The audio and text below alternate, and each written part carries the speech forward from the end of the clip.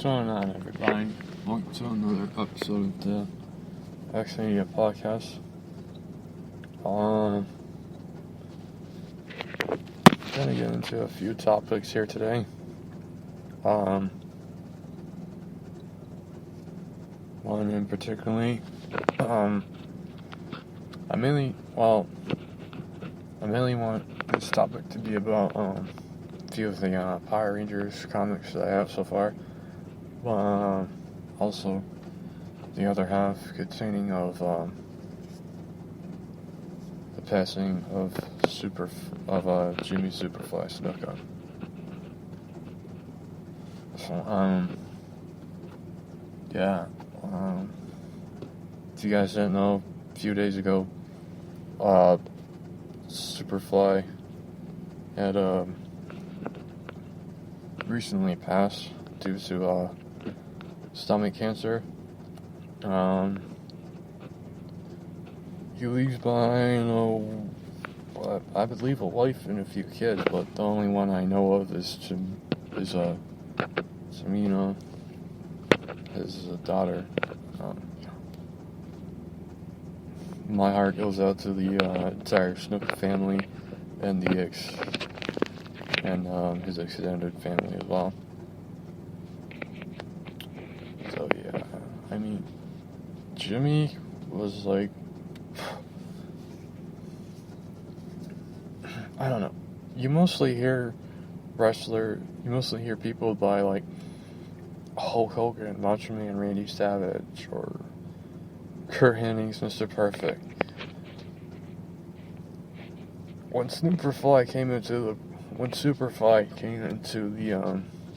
the scene, you know, he was one of the best performer wrestlers I've probably ever heard of or ever watched.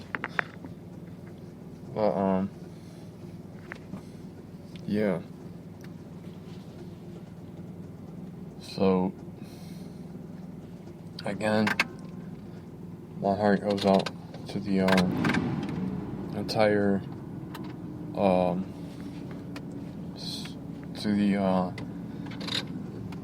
Snuka fam and the extended family.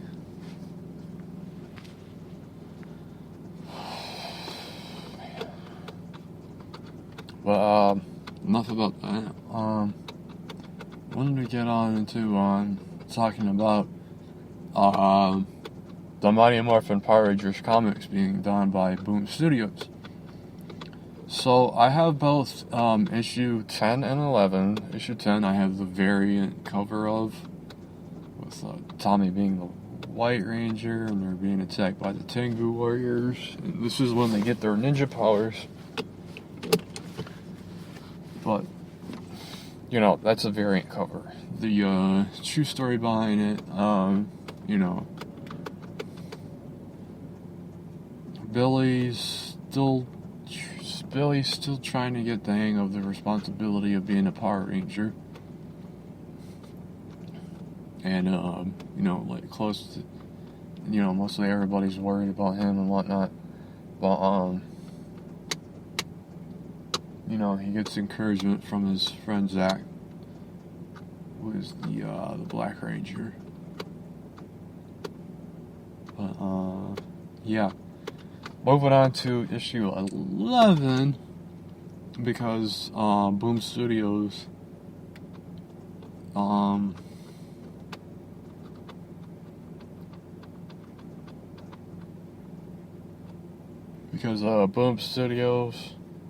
was wants to expand the Power Rangers universe, and so as many of you guys know, they added an evil White Ranger from an alternate universe of Angel Grove.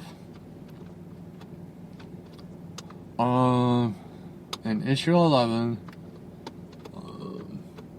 they destroy the monster with the Megazord. All of the Power Rangers come back home except for Billy and Tommy, who were somehow ended up teleported to an alternate universe to where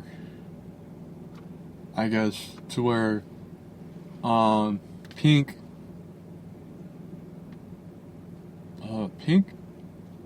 blue, yellow, and red are no more.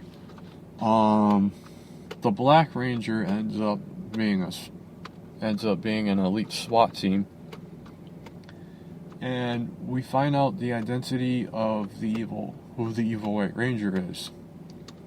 And if you guys have read issue 11 of the Mighty Morphin Power Rangers by Boom Studios,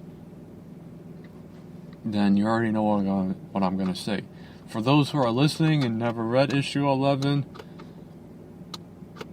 spoiler alert. And I'm not one to do spoiler alerts. Tommy and Billy are stopped by the elite team of the Black Ranger SWAT team, and they are confronted by the evil White Ranger.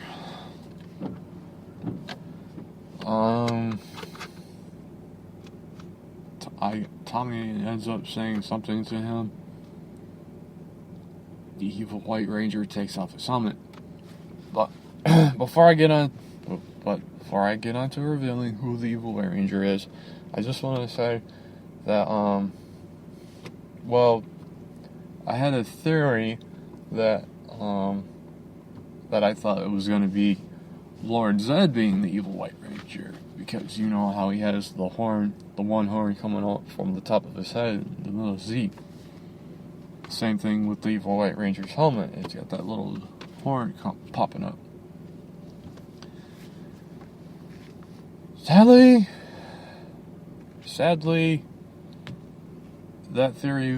my theory was thrown out the window now because it's not Lord Zed as the evil White Ranger. Come to find out, when the evil White Ranger takes off his helmet, it is none other than Tommy's evil alternate self, who goes by the name of Lord Dracon.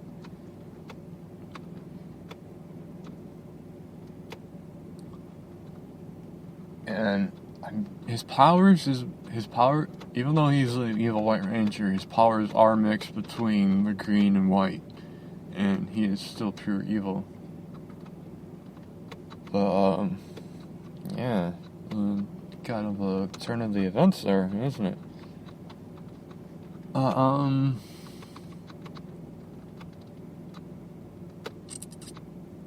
hoping when issue 12 comes out, that we'll get to know more about the evil White Ranger in issue number 12, which probably comes out next month. But right now I'm also in the interest of reading the Justice League Mighty Morphin Power Rangers comic. The crossover it's a six issue comic, and it's done by both DC Comics and Boom Studios. I guess this is probably the first time they've ever done a crossover comic like this before. But yeah,